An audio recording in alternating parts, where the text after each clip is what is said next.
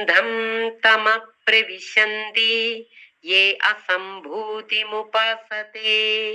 ततो भूय इव ते तमो य सम्भूत्यामृताः അസംഭൂതിയാരാധിപ്പവരന്ധതമസ്സിലും പോകുന്നു സംഭൂതിരതരതേക്കാൾ കൂരിരുട്ടിലും ഭൂതിമുപാസതേ തതോ ഭൂയ ഇവ തേ തമോ യൗ സംഭൂത്യാമൃതാഃ അന്ധം തമപ്രവിശന്തി യേ അസംഭൂതിമുപാസതേ തതോ ഭൂയ ഇവ തേ തമോ യൗ സംഭൂത്യാമൃതാഃ. പറ്റുമെങ്കിൽ ക്ലാസ് എടുക്കുമ്പോൾ തന്നെ മന്ത്രം പഠിക്കാൻ ശ്രമിക്കുക. കാരണം ഓരോ വാക്ക് വെച്ച് പലവട്ടം പറയണ്ടല്ലോ. ശ്രദ്ധയോടെ ഇരിക്കുക. ശ്രദ്ധാവാൻ ലഭതേ ജ്ഞാനം. ഇപ്പം നമ്മൾ ഉപനിഷത്ത് പഠിക്കുന്നു. ഋഷി ശ്രീനാരായണ ഗുരുദേവനാണ് ഗുരുവിനെ സങ്കല്പിച്ചുകൊണ്ട് ഈ മന്ത്രങ്ങൾ നമ്മുടെ മനസ്സിലേക്കൊന്ന് പതിയണേ എന്ന് പ്രാർത്ഥിച്ചുകൊണ്ട് ആ പഠനത്തിനിരിക്കുക. ഏകാഗ്രമായിട്ടുള്ള ഒരു സ്ഥലത്തിരിക്കുക. ബഹളത്തിൻ്റെയൊക്കെ ഇടയ്ക്ക് ഇരിക്കാതെ ശാന്തമായ ഒരിടത്ത് ഇരുന്നിട്ട് അത് പറയുന്ന കാര്യങ്ങൾ ഉള്ളിലേക്ക് എടുക്കാൻ നോക്കുക. ബുദ്ധിയുടെ തലത്തിൽ നിന്ന് അപ്പുറം നമ്മളതൊന്ന് മനസ്സിലാക്കാൻ ശ്രമിക്കുക. അപ്പോൾ നമുക്ക് ഇതിൻ്റെ ഗുരുവിൻ്റെ തർജ്ജമ.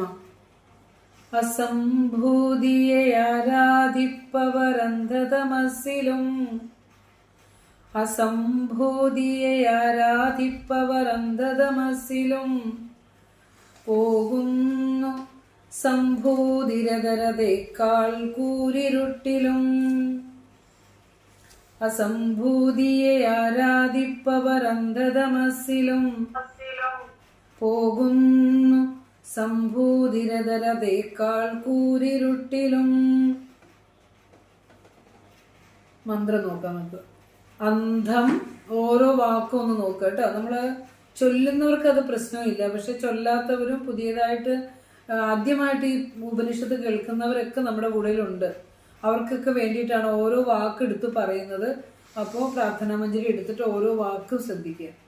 അന്ധം തമഹ പ്രവിശന്തി യേ അസംഭൂതിമുപാസതേ തതോ ഭൂയ ഇവ തേ തമോ യ ഉ വിദ്യായ സംഭൂത്യാം രതാഹ.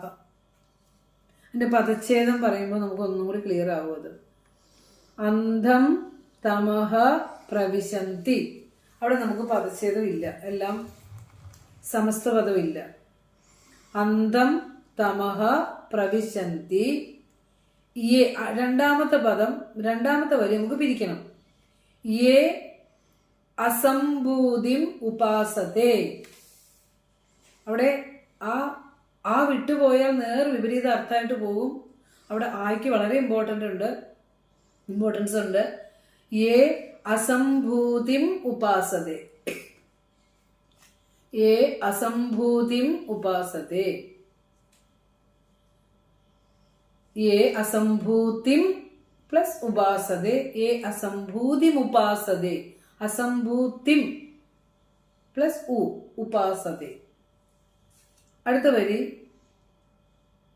തതഹ ഭൂയ ഇവ തേ തമഹ. കണ്ടോ, അവിടെ ഒന്ന് ശ്രദ്ധിച്ചേ, എവിടെ മാറ്റം വന്നെന്ന് നോക്കൂ. തതോ ഭൂയ ഇവ പിരിച്ചു വന്നപ്പോൾ തതഹ എന്നായി. തതഹ ഭൂയ ഇവ തേ തമഹ. തമോ എന്നുള്ള തമഹ എന്നായി.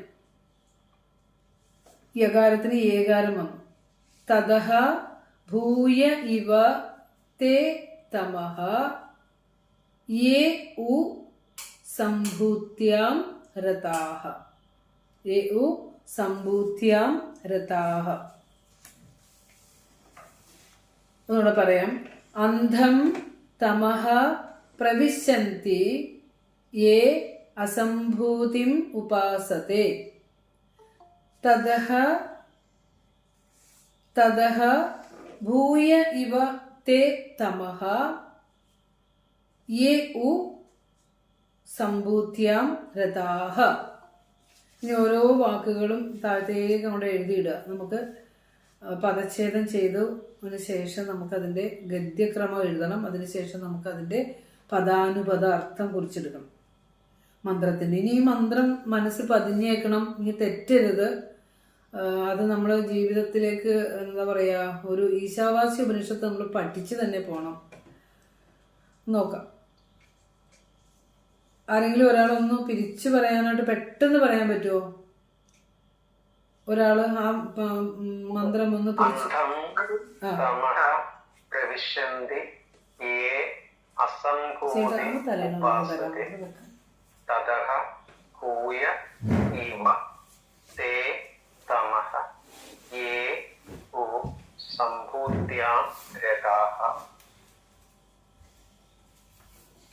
ഓക്കെ, ഇനി നമുക്കിതിന്റെ ഗദ്യക്രമം നോക്കാം.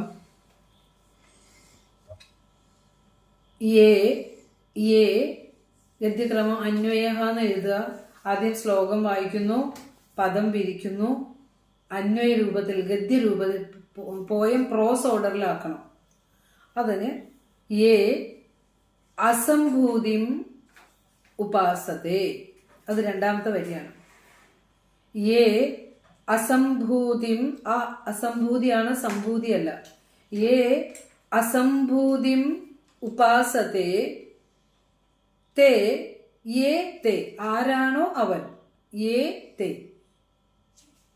തേ അവൻ അന്ധം തമഹ പ്രവിശന്തി. അപ്പോൾ നമുക്ക് പ്രോസ് ഓർഡറിലാക്കുമ്പോൾ തന്നെ നമുക്ക് അത് വിശദീകരിക്കാതെ തന്നെ നമ്മുടെ ആശയം നമ്മുടെ ഉള്ളിലേക്ക് വരും. കാരണം നമ്മൾ ഇപ്പോൾ ഈശാവാസ്യ ഉപനിഷത്ത് ഏകദേശം തീരാറായി. നമ്മുടെ അസംഭൂതിം ഉപാസത്തെ തേ തേ, ആരാണോ അവൻ അന്ധം തമഹ പ്രവിശന്തി, കൂരിരുട്ടിൽ, അല്ലെ? വാക്കുകളുടെ അർത്ഥം പറയാം. അന്ധം തമഹ പ്രവിശന്തി. ഇനി അടുത്തത് നാലാമത്തെ വരി. അവിടെ എന്നല്ല, നമ്മൾ പറഞ്ഞു. എന്തിനായിരുന്നു നമ്മൾ പ്രയോഗിക്കുന്നതെന്ന് പറഞ്ഞു. ഇതിന്റെ ഇടയ്ക്കൊരു ഒക്കെ വരുന്നുണ്ട്. എന്തിനായിരുന്നു അത്? ഗതം ഗതം സർവം ഉപേക്ഷണീയം, അല്ലെ? കഴിഞ്ഞതൊക്കെ അപ്പൊ തന്നെ കളഞ്ഞേക്ക്. അതെ, നമ്മളെ ഗുരു ഋഷി മന്ത്രം ഉപദേശിക്കുമ്പോ അത് അങ്ങനെ തന്നെ അതൊരു ഉറപ്പിക്കലും, അത് അങ്ങനെ തന്നെയാണ് കേട്ടോ. ഒന്നൊരു ശിഷ്യനോടൊരു ചോദ്യവും ഒരു ചോദ്യ രൂപത്തിലും ഉത്തര രൂപത്തിലും അതൊന്ന് ഉറപ്പിച്ച് പറയുന്നതൊക്കെ ഒരു വാക്കാണ്. ഒരു സ്ട്രെസ് കൊടുക്കുന്നതാണ് സംഭൂത്യാം രഥാഹ. കാരണം രണ്ടാമത്തെ ഒരു വളരെ ശ്രദ്ധിക്കണം. അതുകൊണ്ടാണ് സംഭൂത്യാം രഥാഹ. അവിടെ ശ്രദ്ധ വിട്ടുപോകാതെ നീ മനസ്സിലാക്കണം. അതുകൊണ്ട് അവിടെ ചേർക്കുക. സംഭൂത്യാം രഥാഹ. അസംഭൂതി സംഭൂതി രണ്ടെണ്ണ പറയണത്. സംഭൂത്യാം രഥാഹ തേ, കണ്ടോ? അവിടെയും തേ, ആരാണോ അവൻ. തേ എന്ന് പറഞ്ഞ ബഹുവചനാണ്. സഹ എന്നുള്ളതിന്, അവൻ എന്നുള്ളതിന്റെ ബഹുവചനമാണ് തേ, അവർ. സഹ തൗ തേ. സഹ എന്ന് പറഞ്ഞ ഒരാൾ, തൗ എന്ന് പറഞ്ഞ രണ്ടുപേർ, തേ എന്ന് പറഞ്ഞാൽ ദേ ഓൾ, ബഹുവചനാണ്. അതായത് അവൻ എന്നുള്ളതിന്റെ ബഹുവചനാണ് തേ. യഹ യൗ അതും യഹ എന്നുള്ളതിന്റെ ബഹുവചനമാണ് യാതൊരുവരാണോ, അവിടെ ബഹുവചനത്തിലാണ്. ആരാണോ സംഭൂത്യാം രഥാഹ തേ തതഹ ഭൂയ ഇവ. അവിടെ തതഹ എന്നുള്ളത് വിസർഗമുണ്ട് കേട്ടോ. തതഹ, അത് നമുക്ക് വേർഡ് ബൈ വേർഡ് മീനിങ് പറയാൻ നേരത്തെ അർത്ഥം പറയാം. തതഹ ഭൂയ ഇവ തമഹ പ്രവിശന്തി. തതഹ ഭൂയ ഇവ തമഹ പ്രവിശന്തി. ഗദ്യക്രമം പങ്കജൻ സാറ് ഗദ്യക്രമം ഒന്ന് വായിക്കാമോ?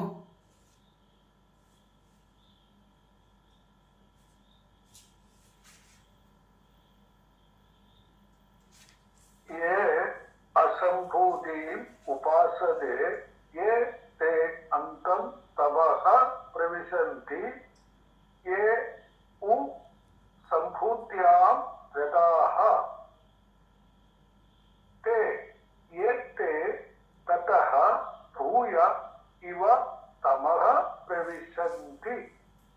Okay sir. അവിടെ നമുക്ക് ഏ മൂന്നാമത്തെ വരിയില് എ ഉണ്ടോ? ഇല്ല ഇല്ല ഇല്ല ഇല്ല അവിടെ അത് സാർ അവിടെ ഞാൻ പറഞ്ഞുകൊണ്ട് സാർ അവിടെ ഒന്ന് ഉറപ്പിച്ച് പറഞ്ഞതേ ഉള്ളൂ. ഏ അസംഭൂതിയും ഉപാസതേ തേ എന്നുള്ള അവിടെ പിന്നീട് പിന്നെയും ഏ ഇല്ല കേട്ടോ. ഏ അസംഭൂതിയും ഉപാസതേ തേ.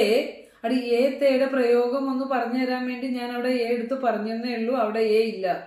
ഏ അസംഭൂതിയും ഉപാസതേ തേ അന്തം തമഹ പ്രവിശന്തി. യേ ഉ സംഭൂത്യാം രതാഹ തേ. അവിടെയും ഏ ഇല്ല. തേ തതഹ ഭൂയൈവ തമഹ പ്രവിശന്തി. അതാണ് ഗദ്യരൂപം. ഇനി നമുക്ക് ഇതിൻ്റെ വേർഡ് ബൈ വേർഡ് മീനിങ് നോക്കാം. യേ അതായത് മന്ത്രം 12, തർജ്ജമ 14. യേ യാതൊരുവനാണോ അല്ലെങ്കിൽ ആരാണോ. അസംഭൂതി അതായത് അവിടെ ഒത്തിരി നമ്മൾ ആഴത്തിലൂടെ പോകേണ്ട ഒരു ടേമാണ്. അധികം ഗഹനമാക്കുന്നില്ല. അതായത് നമ്മളുടെ ബുദ്ധിക്ക് നിരക്കുന്ന രീതിയിൽ നമ്മളുടെ ഉപാസനയ്ക്ക് അനുയോജ്യമായിട്ടുള്ള ഒരു വ്യാഖ്യാനമാണ് ഞാൻ ഇത് പറയാനായിട്ട് തിരഞ്ഞെടുത്തിട്ടുള്ളത്. ശങ്കരഭാഷ്യമൊക്കെ നോക്കുമ്പോൾ അതില് വിരാട് ആരാധനയും ഹിരണ്യഗർഭ ആരാധന രീതിയിലൊക്കെ പോകുന്നുണ്ടത്. അവിടെ നിന്നൊക്കെ അതിന്റെ സത്ത് മാത്രം എടുത്തിട്ട് അത് ഒന്ന് പറഞ്ഞു തരികയാണ്. അപ്പോൾ അസംഭൂതി എന്ന് പറഞ്ഞാൽ നമുക്ക് ജഡത്തെ എന്ന് പറയാം, അല്ലെങ്കിൽ ലോകത്തിന്റെ ഉത്പത്തി കാരണമായ മായയെ. മായ എന്ന് പറഞ്ഞാൽ ജഡം തന്നെയാണല്ലോ. ജഗത്തിന്റെ അവിദ്യാശക്തിയാണല്ലോ ഈ പ്രപഞ്ചമായിട്ട് നിൽക്കുന്നത്. അവിദ്യാശക്തിയിലാണല്ലോ. അപ്പോ ലോകോത്പത്തി കാരണമായ മായയെ, പ്രപഞ്ചത്തിന്റെ ഉത്പത്തി കാരണമായ മായയെ. അവിടെ അവിദ്യയേക്കാൾ കുറച്ചുകൂടി ഒരു വ്യത്യാസമുണ്ട്. മറ്റത് ശുദ്ധ ജഡം എന്ന് പറയുമ്പോൾ ഇവിടെ ആ ജഡത്തിനും കാരണമായ ഒരു ശക്തിയെയാണ് പറയുന്നത്. ലോകോത്പത്തി കാരണമായ മായയെ, അസംഭൂതിയെ, അല്ലെങ്കിൽ ജഡത്തെ, അല്ലെങ്കിൽ അവിടെ അവിദ്യാമാർഗം തന്നെയാണ്. വെറുതെ ഒന്ന് ബ്രാക്കറ്റിൽ ഇട്ടേക്ക്, അവിദ്യാമാർഗത്തെ. ഈ അവിദ്യാമാർഗത്തെ വിനാശത്തെ എന്നും അടുത്ത മന്ത്രങ്ങളിൽ പറയുന്നുണ്ട്. അതുകൊണ്ട് വിനാശം എന്നൊക്കെ ഒന്ന് കുറിച്ച് വെക്കുക. കാരണം ഈ പദങ്ങളൊക്കെ ആയിരിക്കും ഇനി അസംഭൂതിയെ കുറിക്കാൻ വേണ്ടി പറയുക. അപ്പൊ അസംഭൂതി എന്നുള്ളത് എന്ന് വെച്ചാൽ ജഡത്തെ, പിന്നെ ലോകത്തിന്റെ ഉത്പത്തിക്ക് കാരണമായ, പ്രപഞ്ചോത്പത്തിക്ക് കാരണമായ മായയെ, അല്ലെങ്കിൽ അവിദ്യാമാർഗത്തെ, നമ്മൾ മുന്നേ ശ്ലോകത്തിൽ പറഞ്ഞ അവിദ്യാമാർഗത്തെ തന്നെ, അല്ലെങ്കിൽ വിനാശത്തെ. ആരാണോ അവിദ്യയെ അല്ലെങ്കിൽ മായയെ, പ്രപഞ്ചോത്പത്തിക്ക് കാരണമായ മായയെ ഉപാസതേ. കാരണം സുഖത്തിനും ദുഃഖത്തിനും കാരണമായ ശക്തിയാണല്ലോ ഈ പ്രപഞ്ചമായി വിരിഞ്ഞു നിൽക്കുന്ന നമ്മൾ ഉപാസിക്കുന്ന പ്രാപഞ്ചിക വസ്തുക്കൾ. അപ്പോ ആരാണോ അസംഭൂതിയെ, ഈ ജഡത്തെ, ഈ മായാശക്തിയെ ഉപാസിക്കുന്നത്, പ്രപഞ്ച വസ്തുക്കളായി വിരിഞ്ഞു നിൽക്കുന്ന ഈ ജഡത്തിനെ ഉപാസിക്കുന്നത്, തേ അവർ അന്ധം തമഹ പ്രവിശന്തി. അതായത് ഇരുട്ടെന്ന് പറയാൻ പറ്റില്ല, കൂരിരുട്ട്. അന്ധം തമഹ പ്രവിശന്തി, കൂരിരുട്ടിലേക്ക് പ്രവേശിക്കുന്നു. ആരാ കൂരിരുട്ടിലേക്ക് പ്രവേശിക്കുന്നത്? അസംഭൂതിയെ ആരാധിക്കുന്നവർ. ഈ പ്രപഞ്ചത്തിലെ നാമരൂപാത്മകമായ ജഡവസ്തുക്കളെയും അതിന് കാരണമായ മായയെയും ആരാണോ ഉപാസിക്കുന്നത് അവർ കൂരിരുട്ടിലേക്ക് പ്രവേശിക്കുന്നു. നമ്മളുടെയൊക്കെ ഗതിയാണ് ഈ പറയണത്. നമ്മളിപ്പോ ഈശാവാസ്യോപനിഷത്ത് പഠിക്കുന്നു, ആധ്യാത്മിക കാര്യങ്ങളിലേക്ക് വന്നു എന്നൊക്കെ പറഞ്ഞാലും നമ്മളുടെ വാസനയുടെ തല എത്ര കുറഞ്ഞിട്ടുണ്ടെന്നുള്ളത് നമ്മൾ ഈ ശ്ലോകങ്ങളിലൂടെയൊക്കെ കടന്നു പോകുമ്പോൾ ശ്രദ്ധിക്കേണ്ടതുണ്ട്, മന്ത്രത്തിലൂടെ കടന്നു പോകുമ്പോൾ. അപ്പോ അവിദ്യാമാർഗത്തിലെ ഭവിക്കലുകളെ അല്ലെങ്കിൽ ജഡവസ്തുക്കളെ ഉപാസിക്കുന്നവർ കൂരിരുട്ടിലേക്ക് പ്രവേശിക്കുന്നു. ഇനി യേ ഉ യാതൊരുവനാണോ സമ്പൂത്യാം രഥാഹ,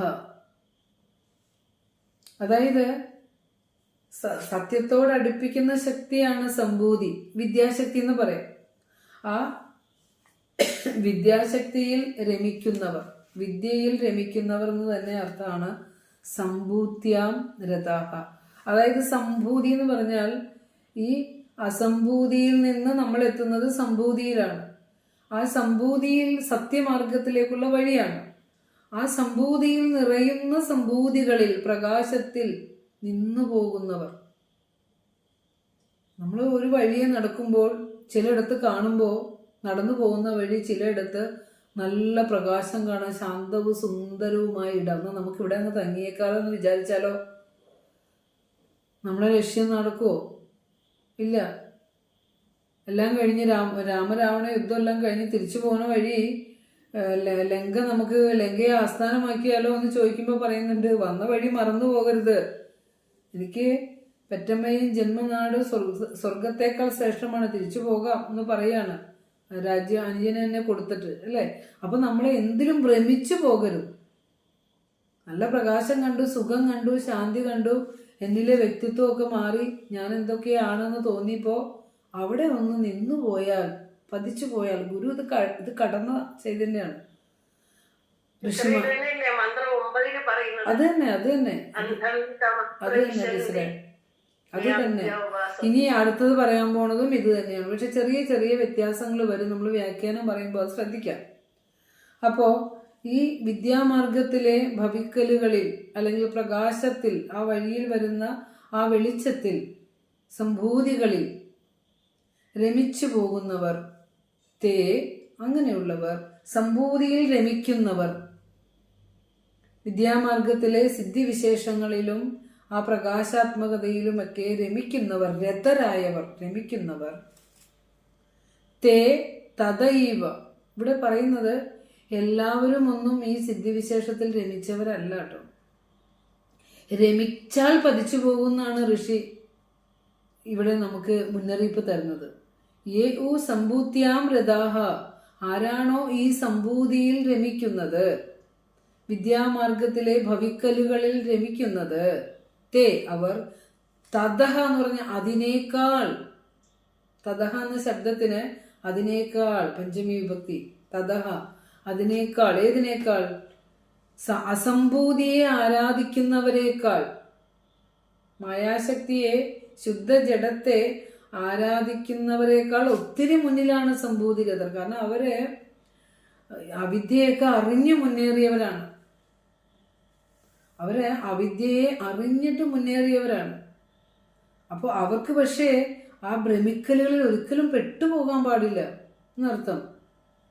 അപ്പോൾ അതേസമയം അതായത് നമ്മൾ പരമസത്യത്തിലേക്ക് എത്തി ആത്മസാക്ഷാത്കൃതനായതിനു ശേഷം ഈ ലോക ജീവിതത്തിൽ ലോകസംഗ്രഹ പ്രവർത്തനത്തിൽ ചെല്ലുമ്പോൾ മഹാഗുരുക്കന്മാർക്കും കൃപാലുക്കളായവരും ഒക്കെ അവരറിയാതെ തന്നെ പല ആളുകൾക്കും അനുഗ്രഹങ്ങൾ ചൊരിയാറുണ്ട്. അങ്ങനെ ചെയ്താൽ അതൊരു രമിക്കലല്ല. പക്ഷെ അത് യാത്ര സമാപിച്ചിട്ട് വേണം, സാക്ഷാത്കൃതരായിട്ട് വേണം. അല്ലാത്തവരാണ് ഇവിടെ കോലാഹലങ്ങൾ ഉണ്ടാക്കിക്കൊണ്ട് ആകെ പതിച്ചു പോകുന്നത്. അപ്പോൾ സിദ്ധിവിശേഷങ്ങൾ കരഗതമാണ് അവർക്ക്, ഓട്ടോമാറ്റിക്കായിട്ട് അവർക്ക് തന്നെ വന്നു ചേരുന്നതാണത്. വെറുതെ ഒന്ന് നോക്കിയാൽ മതി, വെറുതെ ഒന്ന് മനസ്സ് ചിന്തിച്ചാൽ മതി. ഒരു ശരീരത്തിൽ ഇരുന്നു കൊണ്ട് തന്നെ മറ്റൊരിടത്ത് അവർക്ക് സഞ്ചരിക്കാൻ സാധിക്കും. കാരണം അവർ പ്രാണനെ അത്രയും അടക്കി സഞ്ചരിക്കുന്നവരാണ്. അദ്വൈത ദീപികയുടെ 16-ാമത്തെ ശ്ലോകമൊക്കെ ഗുരു തന്നെയാണ് നമുക്ക് പറഞ്ഞു തന്നത്. 16-ാമത്തെ ശ്ലോകത്തിൽ ഒരിടത്ത് ഇരുന്നു കൊണ്ട് യോഗിക്ക് മറ്റ് ശരീരം, ആ യോഗിയുടെ ശരീരം തന്നെ സ്വീകരിച്ചുകൊണ്ട് ഒരിടത്തല്ല പലയിടങ്ങളിൽ സഞ്ചരിക്കാൻ സാധിക്കും. ഇങ്ങനെ സഞ്ചരിക്കുന്ന സിദ്ധിവിശേഷങ്ങളെ കുറിച്ച് പതഞ്ജലി യോഗശാസ്ത്രത്തിൽ എഴുതിയും വെച്ചിട്ടുണ്ട്. അത് നല്ല ഹഠയോഗികൾക്കൊക്കെ അത് സാധിക്കും. പക്ഷെ ഗുരുവിനെ അങ്ങനെ ഒരു സിദ്ധിവിശേഷം ആക്കിക്കൊണ്ടാണ് ഇപ്പോൾ ഗുരുവിന്റെ സിദ്ധിവിശേഷങ്ങൾ പറയൂ. ചിലർ പറയുന്നതാണ് ഗുരുവിന്റെ സിദ്ധിവിശേഷങ്ങൾ പറഞ്ഞു കൊടുക്കുന്നു. പക്ഷെ നമ്മൾ എന്താ അവരോട് പറയുക? സിദ്ധിക്കും അതീതരാണ് ഋഷിമാര്. അപ്പം അതൊക്കെ പഠിക്കാൻ വേണ്ടിയിട്ടാണ് ഉപനിഷത്ത് ഋഷി നമ്മളോട് പറഞ്ഞു തരുന്നത്. ഇപ്പം നിങ്ങൾ പ്രഭാഷണങ്ങളിലൊക്കെ പോകുമ്പോൾ ഗുരുവിൻ്റെ സിദ്ധിവിശേഷങ്ങളും അല്ലെങ്കിൽ ഋഷിമാരുടെ സിദ്ധിവിശേഷങ്ങളൊക്കെ പറയുമ്പോൾ ഇതും കൂടി പറഞ്ഞിട്ട് വേണം പോവാൻ. മഹാപ്രകാശത്തിലേക്ക് എത്തുമ്പോൾ അവൻ അനുഭവിക്കുന്ന അനുഭൂതി ഒരിക്കലും സിദ്ധിവിശേഷങ്ങൾ കാണിക്കാനുള്ളതല്ല. പിന്നെ അനുഭൂതി കിട്ടിയതിന് ശേഷവും അവർ ഈ ലോകത്ത് സഞ്ചരിക്കുമ്പോൾ അതിൻ്റെ ഭാഗമായി പലരിടത്തും പ്രവർത്തിക്കേണ്ടി വരും. അതിനെ അങ്ങനെ മാത്രമേ കരുതാവുള്ളൂ. അല്ലാതെ ഗുരു ഒരിക്കലും പറയാറില്ലല്ലോ നാം വിചാരിച്ചാൽ നടക്കുമോ എന്നല്ലേ ചോദിക്കാറ്. നാം പറഞ്ഞാൽ നടക്കുമോ അങ്ങനെ ചോദിക്കാറ്. അപ്പോൾ അത് രമിക്കലല്ല. അപ്പോൾ അവരെ സംഭൂതിയിൽ രമിക്കുന്നവരെ അവർ തതഹ അതിനേക്കാൾ ജഡത്തെ ഉപാസിക്കുന്നവരെക്കാൾ ഭൂയൈവ, ഭൂയഹ മീൻസ് വെരി മച്ച്, ധാരാളം, കൂടുതൽ, ഭൂയഹ ബഹു അധികം, തതഹ ഭൂയൈവ അതിനേക്കാൾ കൂടുതലായി, അതായത് അസംഭൂതിയെ ആരാധിക്കുന്നവരെക്കാൾ കൂടുതലായ തമഹ ഇരുട്ടിനെ, കൂരിരുട്ടിനെ പ്രവേശിക്കുന്നു. അപ്പോൾ ആദ്യം പറഞ്ഞ ബേസ് നമുക്കുണ്ടാകണം. വിദ്യയും അവിദ്യയും മാർഗമാണ്, സംഭൂതിയും അസംഭൂതിയും മാർഗം മാത്രമാണ്. നമ്മൾ ലക്ഷ്യത്തിലേക്ക് എത്തിയിട്ടില്ല. എത്തുന്നതിന് മുമ്പ് പതിച്ചു പോകല്ലേ എന്നൊരു ഋഷിയുടെ ഉപദേശമാണ് നമ്മളിപ്പോൾ കേട്ടുകൊണ്ടിരിക്കുന്നത്. ഇനി ഗുരുവിൻ്റെ തർജ്ജമ നമുക്കൊന്ന് നോക്കാം. അപ്പോൾ ഓരോ വാക്കിൻ്റെ അർത്ഥം കിട്ടിയെന്ന് തോന്നുന്നു. പ്രവിശന്തി ക്രിയാരൂപമാണ്. അവിടെ പ്രവിശത്തി എന്നുള്ളത് ഏകവചനമാണ്. പക്ഷെ ഇവിടെ തേ എന്നുള്ള ബഹുവചനം ഉപയോഗിച്ചത് കൊണ്ടാണ് പ്രവിശന്തി എന്ന് ബഹുവചനം തന്നെ പറഞ്ഞിരിക്കുന്നത്. അവിടെ ഒരാളോടല്ല പറയുന്നത്, ബഹുവചനത്തിലാണ് പറയുന്നത്, ശിഷ്യഗണങ്ങളോട് ഒരുമിച്ചാണ് പറയുന്നത്. അപ്പോൾ ഇനി ഗുരു പറഞ്ഞിരിക്കുന്നത് അസംഭൂതിയെ ആരാധിപ്പവർ അന്ധതമസ്സിലും പോകുന്നു സംഭൂതിരതരതേക്കാൾ കൂരിരുട്ടിലും. ആ മന്ത്രം ഒന്ന് നോക്കൂട്ടോ, തർജ്ജമ. അസംഭൂതിയെ ആരാധിപ്പവർ, അസംഭൂതിയെ ആരാധിപ്പവർ അന്ധതമസ്സിലും, അസംഭൂതിയെ ആരാധിപ്പവർ അന്ധതമസ്സിലും പോകുന്നു സംഭൂതിരതർ, സംഭൂതിരതർ ഒറ്റ വാക്കാണ്, സംഭൂതിരതർ അതേക്കാൾ കൂരിരുട്ടിലും. ചേർത്ത് പറയുമ്പോൾ സംഭൂതിരതർ അതേക്കാൾ, അവിടെ ഒരു അക്ഷരം വിട്ടുപോയാൽ നമ്മുടെ ആശയം പോകും കേട്ടോ. പോകുന്നു സംഭൂതിരതർ അതേക്കാൾ കൂരിരുട്ടിലും, പോകുന്നു സംഭൂതിരതരതേക്കാൾ കൂരിരുട്ടിലും. അനുഷ്ഠിപ്പിലാണ്, എല്ലാ 8 അക്ഷരങ്ങളാണ് ഓരോ വരിയിലും ഉള്ളത്. നോക്കൂ, അസംഭൂതിയെ ആരാധിപ്പവർ അന്ധതമസ്സിലും പോകുന്നു സംഭൂതിരതർ അതേക്കാൾ കൂരിരുട്ടിലും. ശരിക്കും തർജ്ജമ വായിക്കുമ്പോൾ ഒരു രോമാഞ്ചം ഉണ്ടാവും. അറിയാതെ തന്നെ നമ്മളിലേക്കൊരു കുളിർമ വരികയാണ്. ഗുരുവിൻ്റെ കവന ചാതുര്യം, ഗുരു എന്ന ഋഷി ഈശ്വരൻ്റെ ആ ഒരു എന്താ പറയുക അല്ലെ, കവിത്വം. ഇവിടെ നോക്കൂ, അസംഭൂതിയെ ആരാധിപ്പവർ, അതെങ്ങനെ ഏത് വാക്ക് മന്ത്രത്തിൽ നിന്ന് എടുത്ത് പറയാം? കണ്ട, ഗുരു അവിടെ ഉപയോഗിച്ചത് നോക്കൂ, ബഹുവചനം തന്നെ ഗുരു ഉപയോഗിച്ചിരിക്കുകയാണ്. ആരാധിപ്പവർ, ആരാധിപ്പവൻ എന്ന് പറഞ്ഞില്ല. ഒരു എത്ര സൂക്ഷ്മമായിട്ടാണ് ആ മന്ത്രത്തിന്റെ പൊരുൾ ഗുരു നമുക്ക് മലയാളത്തിൽ തന്നു. ഒരു അക്ഷരം പോലും മാറാതെ ഭഗവാൻ നമുക്ക് തന്നതെന്ന് ആലോചിച്ച് നോക്കൂ. അസംഭൂതിയെ ആരാധിപ്പവർ ബഹുവചനത്തില. അതെങ്ങനെ മന്ത്രത്തിലെ വാക്ക് ഏതാ? ഏ അസംഭൂതി ഉപാസതേ, ഉപാസതേ, ഏ അസംഭൂതി ഉപാസതേ. അസംഭൂതിയെ ആരാധിപ്പവർ അന്ധതമസ്സിലും, അന്ധം തമഹ. ഇവിടെ പ്രവിശന്തി 2 വരിയിലും ക്രിയാരൂപമായിട്ട് ആഡ് ചെയ്തോളൂ. വെറുതെ ബ്രാക്കറ്റ് ഇട്ടാൽ മതി, ഒരു ക്രിയാരൂപം മതി, അത് 2 വരിയിലും അന്വയിച്ചെടുക്കുക. അപ്പോൾ അന്ധം തമഹ പ്രവിശന്തി, കൂരിരുട്ടിൽ പ്രവേശിക്കുന്നു. ആരാ? അസംഭൂതിയെ ആരാധിപ്പവർ. എളുപ്പമാണ്. ഗുരുവിൻ്റെ തർജ്ജമ ഉണ്ടെങ്കിൽ നമുക്ക് മന്ത്രം പഠിക്കാൻ വളരെ എളുപ്പമാണ്. പിന്നെ നമുക്കതൊന്ന് വായിക്കാനും അതിൻ്റെ പദപ്പിരിവും പദാനുപത അർത്ഥമൊക്കെയാണ് നമുക്ക് ഗ്രഹിക്കാനുള്ളത്. നോക്കൂ, തത്വം ഒന്ന് തന്നെയാണ്. തത്വം ഓരോ കഴിയുമ്പോഴും അതിൻ്റെ ദർശനം ഉറപ്പിച്ചു പോകണം. അസംഭൂതിയെ ആരാധിപ്പവർ അന്ധതമസ്സിലും സംഭൂതിരഥർ. കണ്ട, സംഭൂതിരഥൻ എന്ന് പറഞ്ഞില്ല.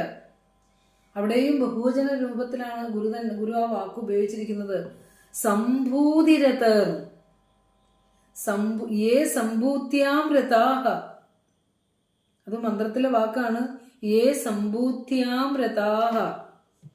ഇനി ആരെങ്കിലും നിങ്ങളോട് മന്ത്രം എടുത്തിട്ട്, ഗുരുവിന്റെ തർജ്ജമ എടുത്തിട്ട് ഇത് മന്ത്രമായിട്ടൊന്ന് കടുപ്പിച്ച് പറഞ്ഞു തരാമോ എന്ന് ചോദിച്ചാൽ നമ്മൾ ഇങ്ങനെ മനസ്സിലാക്കി വെക്കണം. അതിന് വേണ്ടിയിട്ട് ഇത് പറയണത്. സംഭൂതിരഥർ, അതായത് യേ സംഭൂത്യാം രഥാഹ. യേ സംഭൂത്യാം രഥാഹ. അതേക്കാൾ, കണ്ട, അതേക്കാൾ, തതഹ. ഗുരു ഉപയോഗിച്ചേക്കുന്നുണ്ടോ? പഞ്ചമി വിഭക്തി തന്നെ. അതേക്കാൾ, അതേക്കാൾ കൂരിരുട്ടിലും, അതിനേക്കാൾ ഭൂയ ഇവ തമഹ. അതേക്കാൾ എന്നുള്ളിടത്ത് തതഹ ഭൂയ എന്നുള്ളിടത്ത് അതേക്കാൾ വരണുണ്ട്. തതഹ ഭൂയ ഇവ തമഹ. അതുപോലെയുള്ള, അതിനേക്കാൾ കൂരിരുട്ടിൽ പ്രവേശിക്കുന്നു. ഇവ എന്ന് പറഞ്ഞാൽ അത് തന്നെ എന്നുള്ള അർത്ഥമാണ്. തമഹ ഇരുട്ട്. അതേക്കാൾ കൂരിരുട്ടിലും. തതഹ ഭൂയ ഇവ തമഹ. തതഹ ഭൂയ ഇവ തമഹ. പോകുന്നു എന്നുള്ളതിന്റെ വാക്കാണ് പ്രവിശന്തി. ടു എൻ്റർ എന്നുള്ള അർത്ഥമാണ് പ്രവിശന്തി. അവിടെ ബഹുവചനാണ്. പ്രവിശതി, പ്രവിശതഃ, പ്രവിശന്തി. പ്രവിശത്തി, ഒരാൾ പ്രവേശിക്കുമ്പോൾ നമ്മൾ പ്രവിശത്തി എന്ന് പറയും. 2 പേരാണെങ്കിൽ പ്രവിശതഃ എന്ന് പറയും. അനേകം പേരാണെങ്കിൽ പ്രവിശന്തി. അതാണ് രൂപം. അപ്പോൾ എന്തിനാണ് ഈ പ്രവിശന്തി എന്ന് പറഞ്ഞത്? തേ എന്നുള്ള ബഹുവചനം ഉള്ളതുകൊണ്ടാണ് അവിടെ പ്രവിശന്തി എന്നുള്ള ബഹുവചനവും ഉപയോഗിച്ചിരിക്കുന്നത്. ഇനി നമുക്ക് ഏകവചനത്തിൽ പറയാം പ്രവിശത്തി. അവൻ പ്രവേശിക്കുന്നു, സഹ പ്രവിശത്തി പറയാം. ഇനി അപ്പോൾ അസംഭൂതിയെ ആരാധിപ്പവർ. അതൊന്ന് തുളസേരി സാർ ഒന്ന് പറയാമോ? അസംഭൂതിയെ ആരാധിപ്പവർ, അത് മന്ത്രമായിട്ടൊന്ന് ഘടിപ്പിച്ച് പറയാമോ? കുറിച്ച് വെച്ചിട്ടുണ്ടോ? അസംഭൂതി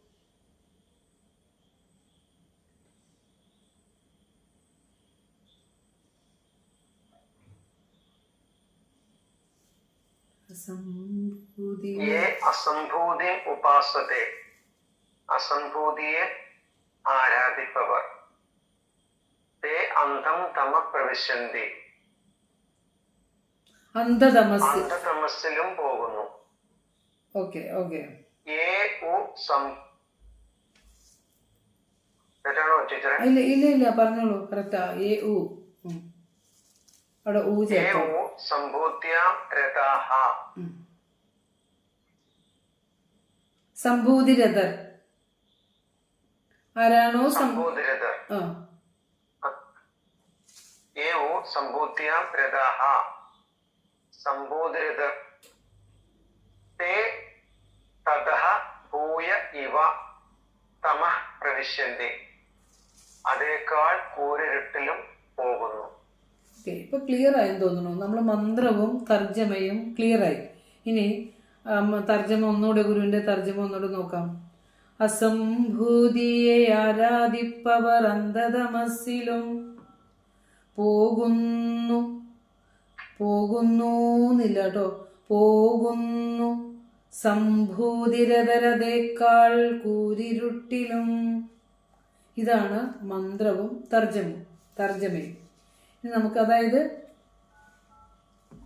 അവിദ്യാമാർഗത്തിലെ ജഡത്തിനെ ആരാധന ചെയ്യുന്നവർ അല്ലെങ്കിൽ ഉപാസിക്കുന്നവർ ഇരുട്ടിൽ പ്രവേശിക്കുന്നു.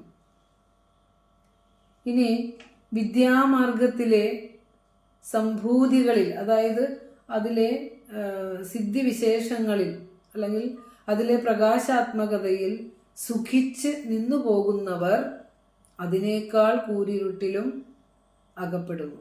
നമുക്ക് വ്യാഖ്യാനം ചെയ്യുമ്പോൾ ഒന്നുകൂടി ക്ലിയർ ആവും. നിങ്ങൾക്ക് ഇതിൽ നല്ല വാക്യത്തിൽ ഇതിൻ്റെ ആശയം എഴുതാൻ സാധിക്കും. നോക്കാം. 2 പാർട്ടേ ഉള്ളൂ, അത് നമുക്ക് ഇന്ന് തീർക്കണം. അന്ധം തമഃ പ്രവിശന്തി യേ അസംഭൂതിം ഉപാസത്തെ.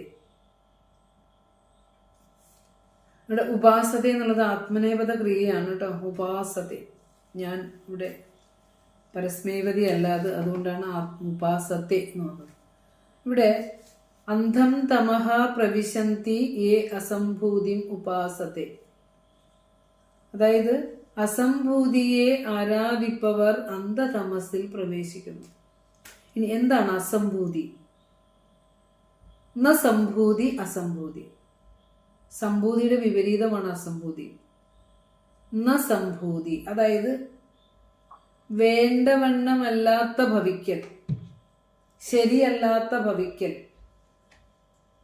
അസംഭൂതി എന്ന് പറഞ്ഞാൽ ശരിയല്ലാത്ത ഭവിക്കൽ, വേണ്ടവണ്ണമല്ലാത്ത ഭവിക്കൽ ആണ് അസംഭൂതി.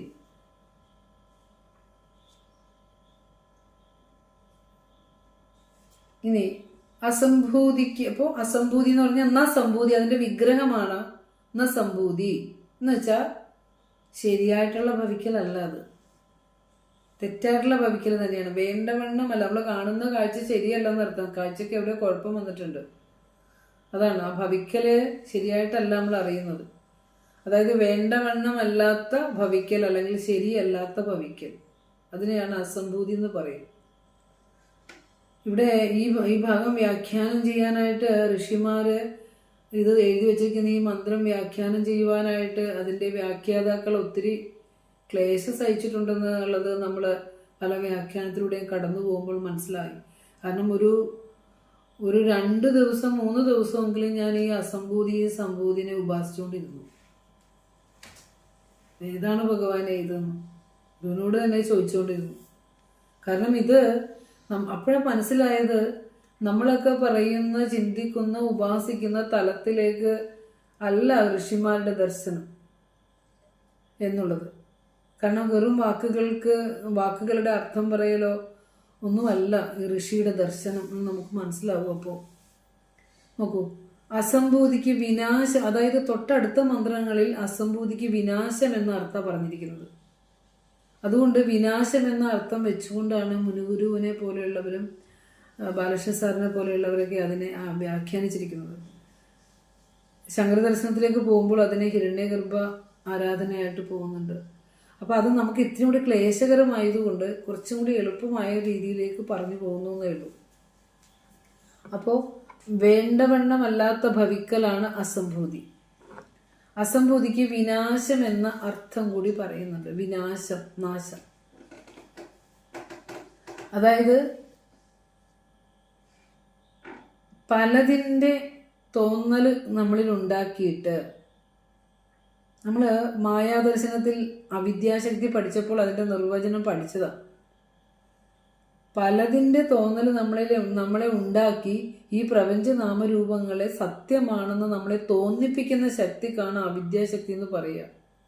നമ്മൾ ഈ ലോകത്ത് ജീവിക്കുമ്പോൾ എൻ്റെ ശരീരം, നമ്മൾ എത്രയൊക്കെ തത്വം പറഞ്ഞാലും, എൻ്റെ ശരീരം എന്ന് പറഞ്ഞാലും എൻ്റേതുകളെയും നമ്മൾ എന്നും ചേർത്ത് പിടിക്കുന്നവരാണ്. എന്നെ എന്തെങ്കിലും പറഞ്ഞാൽ, എത്ര വേദാന്തം പഠിച്ചാലും എന്നെ എന്തെങ്കിലും പറഞ്ഞാൽ നമ്മൾ അറിയാതെ ഒരാൾ അവിടുന്ന് തലപൊക്കും. അത് എന്ന് നമ്മൾക്ക് അതിനെ അടക്കം ചെയ്യാൻ സാധിക്കുമോ അന്ന് വരെ നമുക്ക് ഉപാസന ശക്തിപ്പെട്ടിട്ടില്ല. അപ്പം നമ്മളോട് കഴിഞ്ഞ ദിവസം ചേച്ചി ചോദിച്ചില്ലേ, എന്തുകൊണ്ടാണ് ഇതൊക്കെ അറിഞ്ഞിട്ടും എനിക്ക് ആഗ്രഹങ്ങൾ കുറയാത്തത്? നല്ല ചോദ്യം അത്. നല്ല വഴിയിലൂടെയുള്ള സഞ്ചാരത്തിൻ്റെ ചോദ്യം അത്. നമ്മൾ തന്നെ ഇതുപോലെ ചോദ്യങ്ങൾ നമ്മൾ തന്നെ ചോദിക്കണം. എന്തുകൊണ്ടാണ് എനിക്ക് രാഗം വരണത്? എന്തുകൊണ്ടാണ് എനിക്ക് ദ്വേഷം വരുന്നത്? എന്തുകൊണ്ടാണ് ഒരാളെ കാണുമ്പോൾ എനിക്ക് മുഖം മാറ്റി നടക്കാൻ തോന്നുന്നത്? എന്നുവെച്ചാൽ എനിക്ക് സുഖമായിരിക്കുക, എൻ്റേതുകളെ ചേർത്ത് പിടിക്കുക. ബാക്കിയുള്ളവർ എന്ത് വിഷമം അനുഭവിച്ചാലും ആ വിഷമം എൻ്റെ വിഷമമല്ല. ഒരു മനുഷ്യനും സത്യത്തിന് വേണ്ടി നിലകൊള്ളുമ്പോൾ എൻ്റെ സ്ഥാനം എവിടെയാണെന്ന് ഉറപ്പിച്ചിട്ടേ അതിനുവേണ്ടി നിലകൊള്ളുള്ളൂ. അതൊക്കെ എന്തുകൊണ്ടാണെന്ന് വെച്ചാൽ തന്നെ സംരക്ഷിക്കുന്നവനും താൻ നിലനിൽക്കുന്നതും മറ്റൊരാളുടെ കാരുണ്യത്തിലാണ്. ഒരു സെക്കൻഡ് പേഴ്സൺ, ദൈവത്തിനപ്പുറം മറ്റൊരുവന്റെ കാരുണ്യത്തിലാണ് അല്ലെങ്കിൽ കൃപയിലാണ് താൻ ജീവിക്കുന്നത് എന്ന അജ്ഞാനം, അവിദ്യ ഉള്ളത് കൊണ്ടാണ് നമ്മൾ ദൈവത്തിനോട് അത്ര ഉറപ്പ് കുറവ്. ദൈവതുല്യം നമ്മൾ കാണുന്ന എത്ര മനുഷ്യരുണ്ട്. അതായത് നമ്മളെ രക്ഷിക്കുന്നത് കൊണ്ട് നമ്മൾ ദൈവതുല്യം കാണുക. നമുക്ക് അത്യാവശ്യം ചില കാര്യങ്ങളൊക്കെ ഇവിടുന്ന് കിട്ടുന്നുണ്ടാവും, സ്ഥാനമാനങ്ങൾ കിട്ടുന്നുണ്ടാവും. അങ്ങനെയൊക്കെ കിട്ടുമ്പോൾ നമ്മൾ എന്ത് ചെയ്യും? അവരാണ് ദൈവം എന്ന് വിചാരിക്കും, അല്ലേ? പക്ഷെ എല്ലാത്തിനും അപ്പുറമായിട്ട് എന്നെ നടത്തുന്ന ഒരു ഈശ്വരനുണ്ടെന്നും ഞാൻ അതിനെ മാത്രമേ ഈ ലോകത്ത്, അതിൻ്റെ മുന്നിൽ മാത്രമേ ഭയപ്പെടേണ്ടതുള്ളൂ എന്നും നമ്മൾ വിചാരിക്കുമ്പോൾ, പിന്നെ എന്നെ സംരക്ഷിക്കുന്നത് എൻ്റെ മക്കളോ എൻ്റെ ഭർത്താവോ അല്ലെങ്കിൽ ഭാര്യയോ, അതിനപ്പുറം എന്നെ സംരക്ഷിക്കുവാൻ സാക്ഷാൽ എന്നെ സൃഷ്ടിച്ച ജഗദീശ്വരനുണ്ട് എന്നുള്ളൊരു ഉറപ്പ് നമുക്ക് വരുമ്പോണ്ടല്ലോ, നമുക്ക് ഒരാളെ നോക്കി തലതിരിച്ച് കളയാൻ പറ്റില്ല. പലപ്പോഴും നമുക്ക് സങ്കടം തോന്നും, അല്ലേ? അപ്പോൾ നമ്മൾ തോന്നും എത്രയൊക്കെ പഠിച്ചിട്ടും എന്താ അജ്ഞാനത്തിലാണ് ഓരോ മനുഷ്യർ ഇരിക്കണതെന്ന് നമുക്ക് ശരിക്കും ചിലപ്പോഴൊക്കെ നമുക്ക് തോന്നിപ്പോവും, അല്ലേ? അപ്പം നമുക്ക് അതെ അതെ അതെ പിണ്ടനന്ദി ഗുരു അത് പഠിച്ചു കഴിഞ്ഞാൽ പിന്നെ നമ്മളുടെ ഉള്ളിൽ നിന്ന് ഒരാളെയും കാണുമ്പോൾ നമുക്ക് എന്താ പറയുക, കൃപയോടെ അല്ലാതെ ആരെയും നമുക്ക് കാണാൻ പറ്റില്ല. പിണ്ടനന്ദിയൊക്കെ പഠിച്ചു കഴിഞ്ഞാൽ നമ്മൾ ഗുരുവിൻ്റെ കൃതി പഠിക്കും തോറും ഉണ്ടല്ലോ, കൂടുതൽ കൂടുതൽ ഒന്നുമല്ലാതായി മാറുക ചെയ്യണത്. നമ്മൾ ആരും അല്ലാതായി മാറുന്ന ഒരു അനുഭവം നമുക്ക് ഉണ്ടാവേണ്ടത്, അല്ലാതെ നമ്മൾ ആരെങ്കിലുമൊക്കെ ആയിട്ട് മാറുന്നില്ല അവിടെ.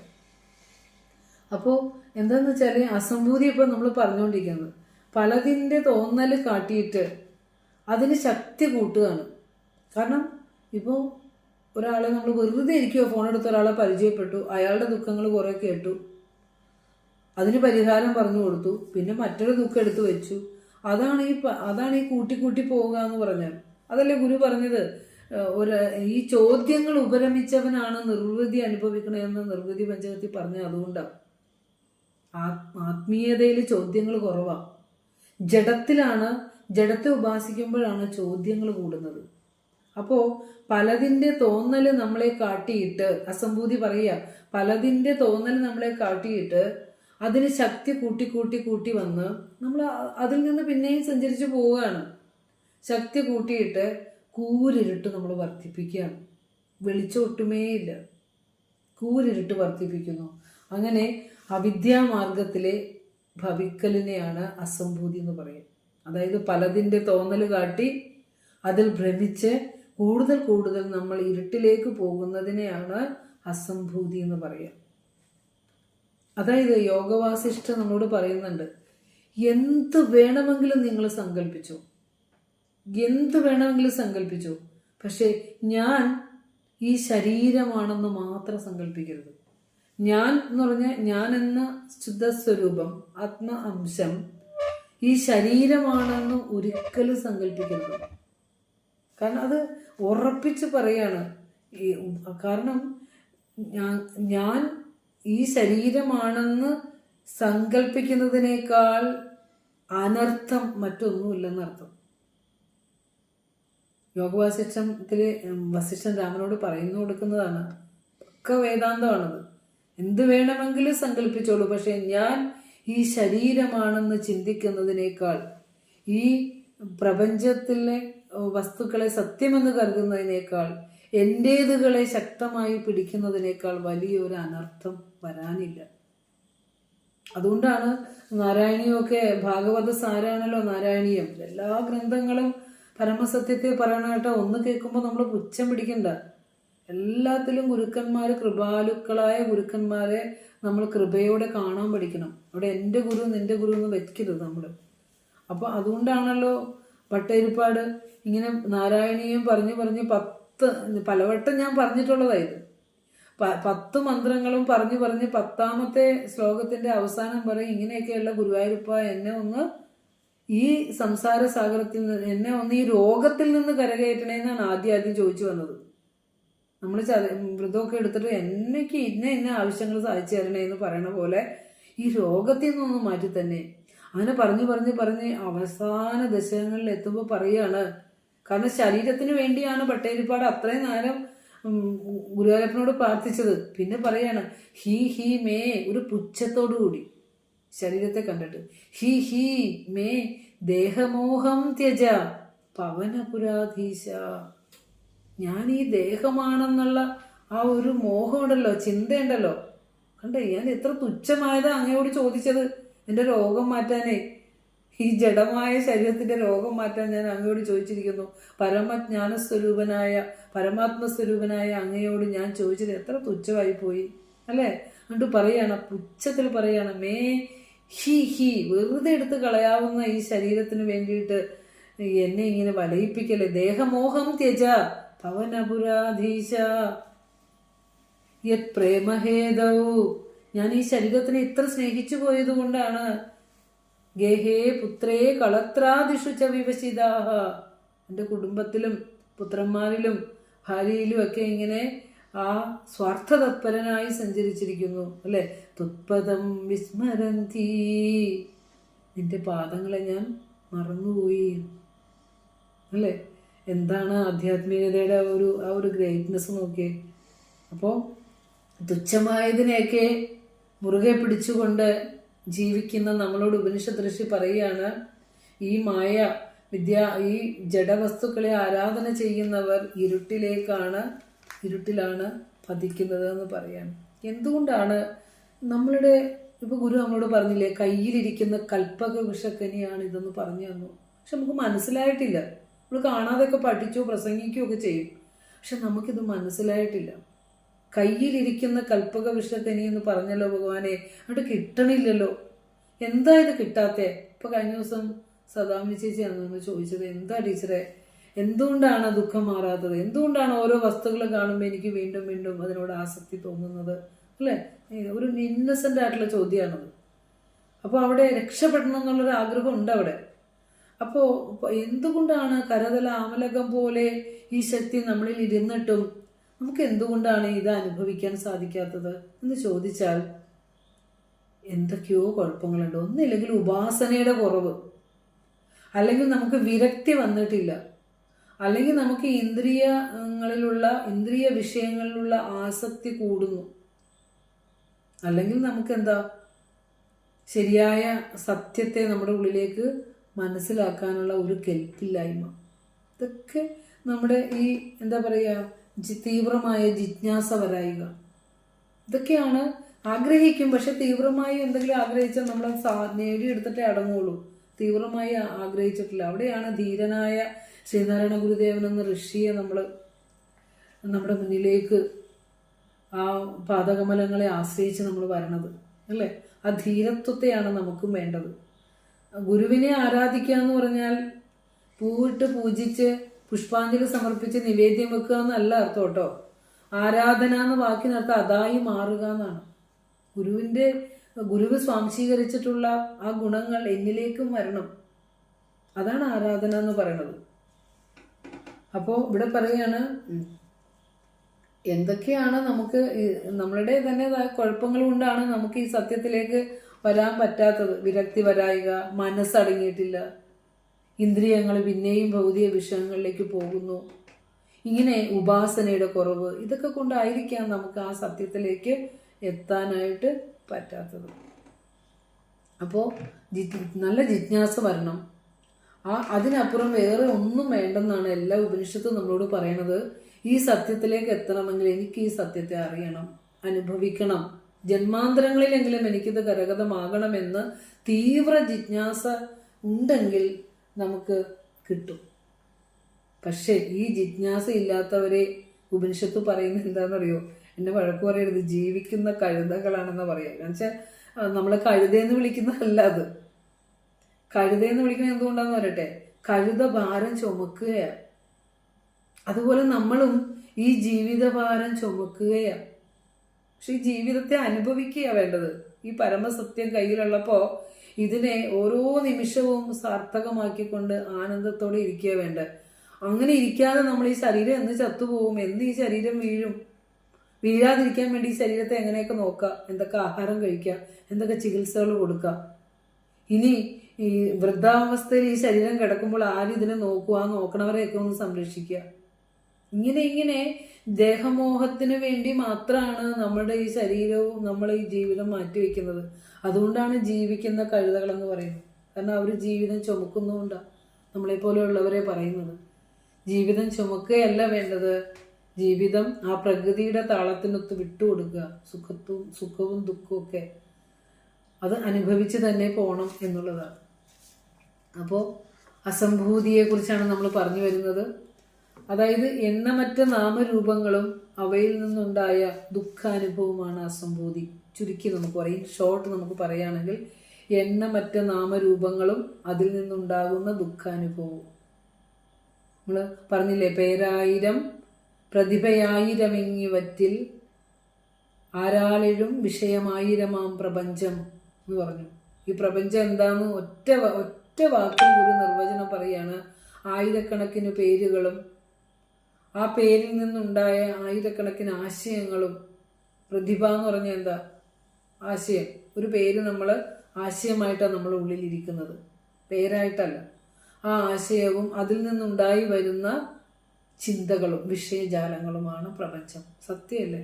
ഇത്ര 3 വാക്കുകൾ കൊണ്ട് 2 വരി കൊണ്ട് ഈ പ്രപഞ്ചത്തിന് ആകെ നിർവചനം തന്നേക്കുക ഗുരു.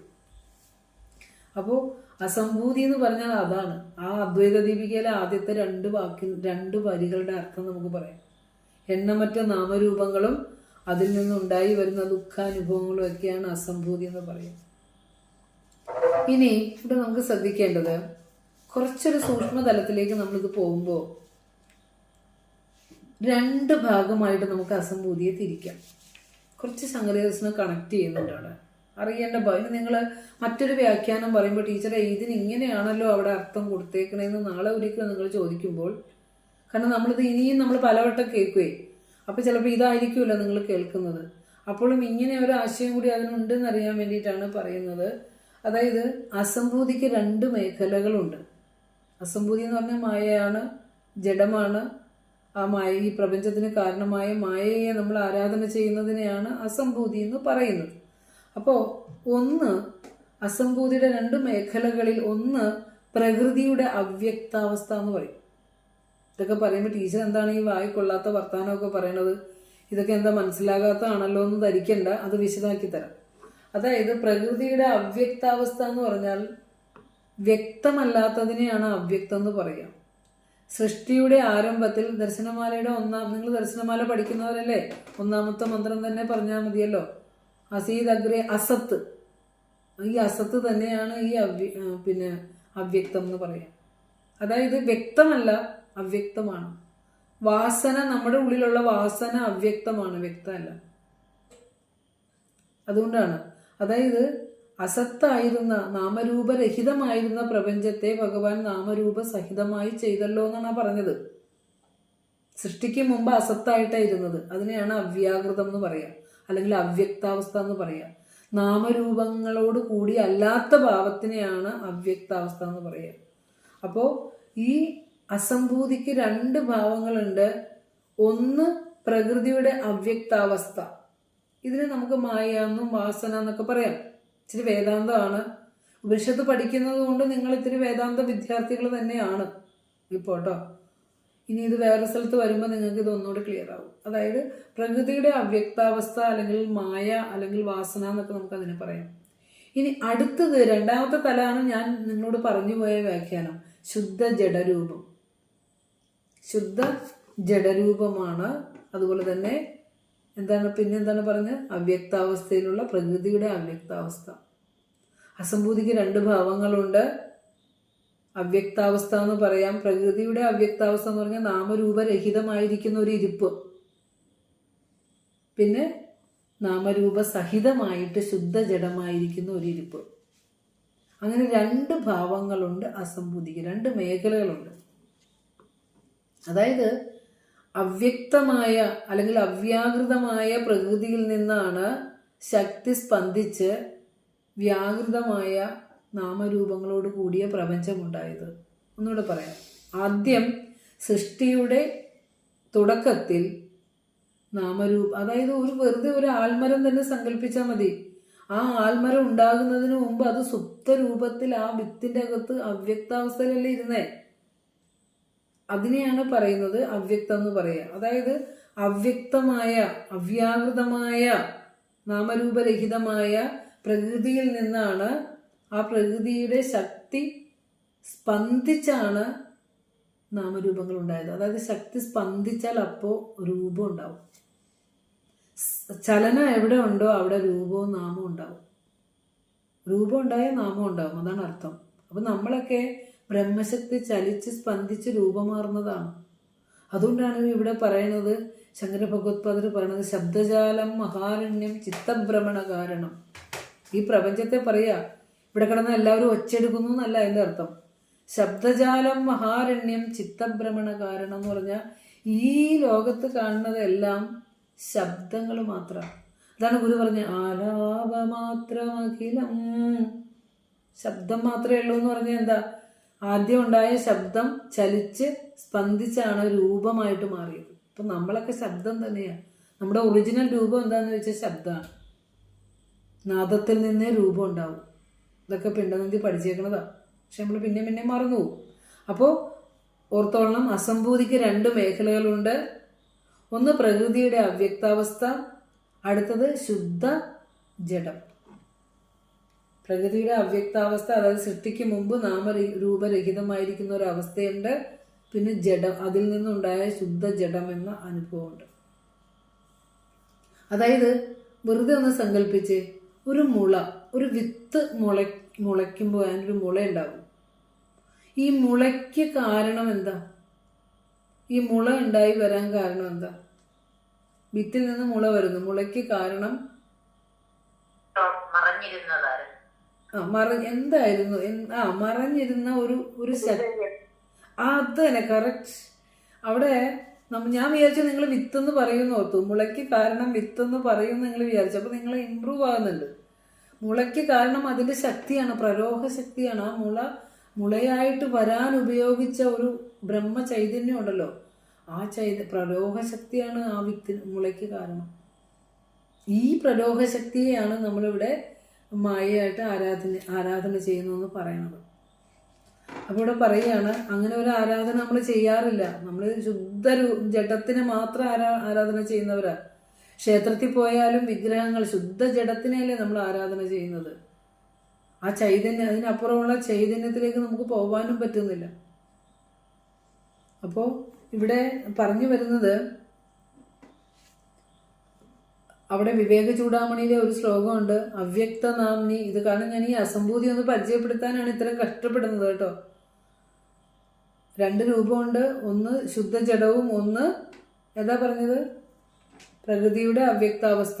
നാമരൂപരഹിതമായ ഒരു ശക്തിയുമുണ്ട്, നാമരൂപ സഹിതമായ ഒരു ശക്തിയുമുണ്ട് അസംഭൂതിക്ക്.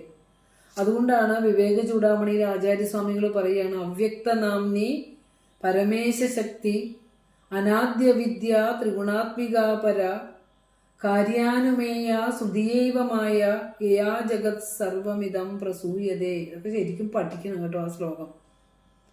അവ്യക്ത നാംനി പരമേശ ശക്തി, അതായത് അവ്യക്തമെന്നു പേരായ ബ്രഹ്മശക്തിയാണ് മായ. കണ്ടോ, നമ്മളിപ്പോൾ മായയൊക്കെ ഇമ്പ്രൂവ്മെന്റ് ആയി പഠിച്ച് അവ്യക്തം എന്നു പേരായ ബ്രഹ്മശക്തിയാണ് മായ എന്ന്. അനാദ്യവിദ്യ, ഇത് അനാദിയായ അവിദ്യ തന്നെയാണ്. ഈ അവിദ്യയാണ്, ഈ മായയാണ് മൂലാവിദ്യ എന്ന് പറയുക. എന്തെന്നാ പറയണേ? മൂലാവിദ്യ, മൂലപ്രകൃതി എന്നൊക്കെ നമ്മൾ പറയണത് എന്തിനെയാ? സൃഷ്ടിക്ക് മുമ്പുള്ള ആ അവ്യക്താവസ്ഥയെ. നമുക്കും ഉണ്ട് ആ അവ്യക്താവസ്ഥ. നമ്മളെല്ലാ ദിവസവും ഉറങ്ങുമ്പോൾ സുഖം അനുഭവിക്കുന്നത് ഈ അവ്യക്താവസ്ഥയിൽ പോയി ഇരുന്നിട്ടാ, ഈ മൂലാവിദ്യയിൽ പോയി ലയിച്ചിട്ടാ നമ്മൾ എല്ലാ ദിവസവും സുഖം അനുഭവിക്കുന്നത്. പക്ഷെ അജ്ഞാനം കൊണ്ട് നമ്മൾ സുഖിക്കണത് സ്വരൂപത്തിലാണെന്ന് അറിയാൻ പറ്റണില്ല. അപ്പോൾ അവിടെ പറയാണ്, അവ്യക്തം എന്നു പേരുള്ള ബ്രഹ്മശക്തിയാണ് മായ എന്ന് പറഞ്ഞു. വിവേക ചൂടാമണി നിങ്ങൾ തിരഞ്ഞ ആ ശ്ലോകം കിട്ടും, നമ്മുടെ സുന്ദരേശ് സാർ എടുത്തിട്ട് തന്നോളൂ. അപ്പോൾ ഈ മായ തന്നെയാണ് മൂലാവിദ്യ എന്ന് പറയുന്നത്. ഈ അവ്യക്തം എന്ന സൃഷ്ടിക്ക് മുൻപുള്ള ഭാവത്തിനെയാണ് നമ്മൾ മൂലാവിദ്യ എന്ന് പറയുന്നത്. അതായത് ആ മൂലാവിദ്യയാണ് പ്രപഞ്ചത്തിന് മുഴുവൻ കാരണമായിരിക്കുന്ന ശക്തി. അവിടെയും മൂലാവിദ്യ പരമസ്വരൂപം അല്ലട്ടോ. അതുകൊണ്ടാണ് ഗുരു പറഞ്ഞത് ഇരുട്ടിൽ പ്രവേശിക്കുന്നു എന്ന് പറയണത്. അതായത് അവ്യക്തം എന്നു പേരുള്ള ബ്രഹ്മശക്തിയാണ് മായ. ഈ മായയാണ് മൂലാവിദ്യ എന്നറിയപ്പെടുന്നത്. ഈ മൂലാവിദ്യയാണ് പ്രപഞ്ചത്തിന് കാരണമായിരിക്കുന്ന ശക്തി. അപ്പോൾ പ്രപഞ്ചമാകുന്ന ജഡത്തെ അല്ലെങ്കിൽ കാര്യത്തെ കണ്ടിട്ട്, അതാണ് കാര്യാനുമേയ സുധീയൈവമായ, കാര്യത്തെ കണ്ടിട്ട് പ്രപഞ്ചത്തെ കണ്ടിട്ട് അനുമിക്കുന്നു.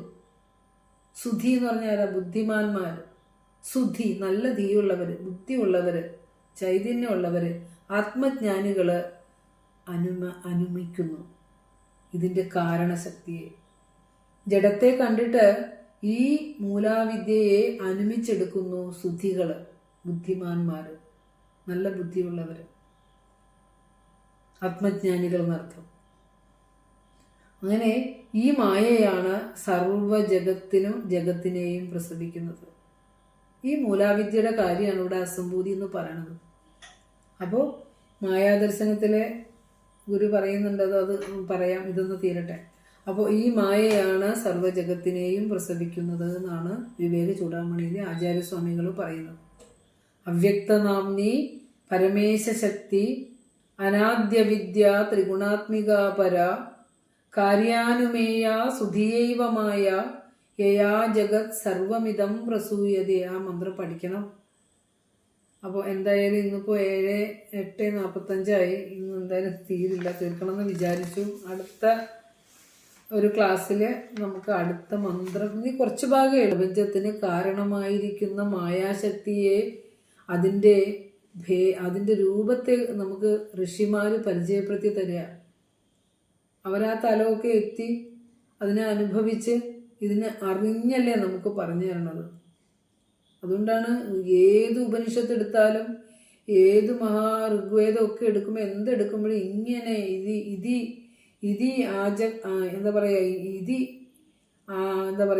ഊജുഹു ഇങ്ങനെ പറയുന്നു അല്ലെ, ഇത് വിവക്ഷിത ഇങ്ങനെ പറയുന്നു എന്ന് പറഞ്ഞാണ് ആദി ഋഷി വരെയും പറയണത്.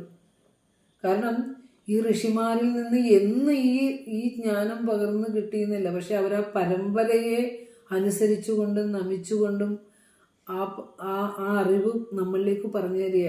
ഗുരുവും ശ്രീനാരായണ ഗുരുദേവനും അങ്ങനെ തന്നെയാണ് ഇത് പറഞ്ഞു തന്നിരിക്കുന്നത്. ഇത് ഞാൻ കണ്ടുപിടിച്ചാണെന്നല്ല ഗുരു പറഞ്ഞേക്കുന്നത്.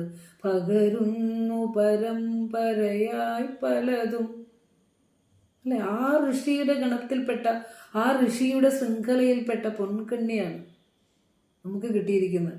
അപ്പോൾ ഗുരു പറയണതും ആ പരമ്പരയിലൂടെ പറഞ്ഞു വന്ന സത്യമാണ്. ഇപ്പം നമ്മൾ ചിലർ പറയുമ്പോൾ പറയും ശ്രീനാരായണ ഗുരുദേവൻ പറയണത് ഇതൊന്നുമേ അല്ല. എന്തിനാ ഇങ്ങനെ പറയുന്നതെന്ന് നമുക്ക് മനസ്സിലാകുന്നില്ല. വലുതാക്കാൻ ശ്രമിക്കും തോറും ആ ചൈതന്യം നമ്മൾ എന്താ ചെയ്യുക, ഇകഴ്ത്തലുകളാണ് അവിടെ നടത്തുന്നത്. നമ്മുടെ ഇകഴ്ത്തലും പുകഴ്ത്തലും ഒന്നും ഗുരുക്കന്മാർക്ക് വേണ്ട കേട്ടോ. എന്നാലും നമ്മൾ സത്യം അറിയാതെയും ദാർശനികമായ തലത്തിലേക്ക് കടക്കാതെയൊന്നും ഗുരുക്കന്മാരെ കുറിച്ച് അഭിപ്രായം പറയാനൊന്നും പാടില്ല. എൻ്റെ ഒരു ചെറിയ എളിയ ബുദ്ധിയിൽ തോന്നിയ കാര്യം പറയുന്നത് കേട്ടോ. കാരണം ഈ പഠനങ്ങൾ നടക്കുമ്പോൾ നമ്മൾ മനസ്സിലാക്കുന്നത് ഗുരുക്കന്മാർക്കൊക്കെ ഒറ്റ ആശയമുള്ളൂ. പത്തങ്ങൾ വരെ 1-ാം നൂറ്റാണ്ടിലെ കാളിദാസന്റെ വാക്കുകൾ വരെ ശങ്കരനിലുണ്ട്. ശങ്കരന്റെ ആ ഒരു സ്റ്റൈലും ആ രീതിയും ഗുരുവിൽ കാണാം നമുക്ക്. ഇപ്പോൾ ഒരാളെ കോപ്പി അടിച്ചെന്നാണോ അതിൻ്റെ അർത്ഥം? ഒരിക്കലും അല്ല. അവരുടെ ദർശനം ഒന്നാണ്. അതുകൊണ്ടാണ് ഒരേ സ്വരൂപം തന്നെയാണ് പല ഗുരുക്കന്മാരുടെ രൂപത്തിൽ പല കാലങ്ങളിൽ വരണതേ. പിന്നെ പറയണത് ഒന്നല്ലേ ആവണേ. അപ്പോൾ അതുകൊണ്ട് നമ്മൾ ഭക്തിയോടുകൂടിയും എല്ലാവരെയും സ്വീകരിച്ചു കൊണ്ട് വേണം ശാസ്ത്രം പഠിക്കാൻ കേട്ടോ.